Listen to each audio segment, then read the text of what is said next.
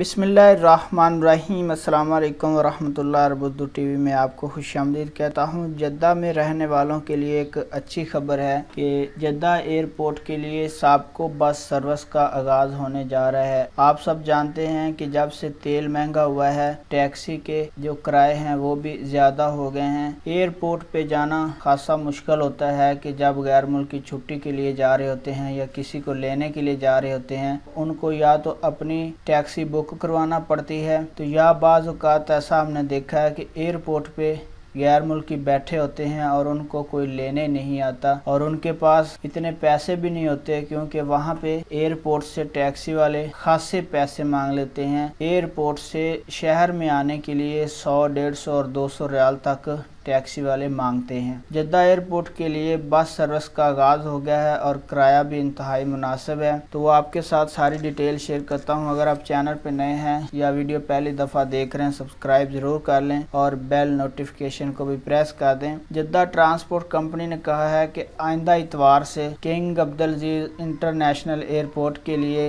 Bus service का आगाज़ किया जा रहा है। सबक वेबसाइट के मुताबिक जद्दा एयरपोर्ट कंपनी और पब्लिक ट्रांसपोर्ट कंपनी साबको के तावन से चलाई जाएगी। अवामी बस सर्विस हफ्ते के 7 दिन 24 घंटे एयरपोर्ट पर मुहैया होगी।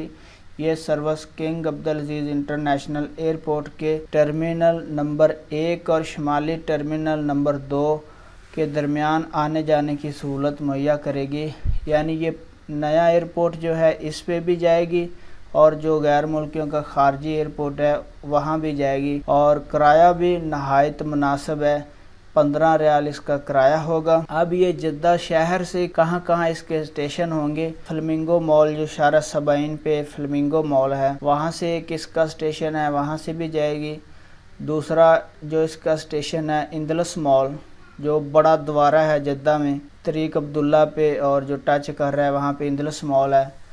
तो इंदलस मॉल। तीसरा स्टेशन जो है इसका अल बगदादिया जो मोहल्ला 7 नंबर है मदीना से आने वाले रोड पे, वहाँ इसका स्टेशन है। तो यहाँ से ये एयरपोर्ट के लिए चलेगी। जद्दा में जितने भी लोग मुकीम हैं उनको तो इसका बड़ा फ़ायदा होगा। वीडियो देखने का बहुत बहुत शुक्रिया। अस्सलाम वालेकुम वरहमतुल्लाह।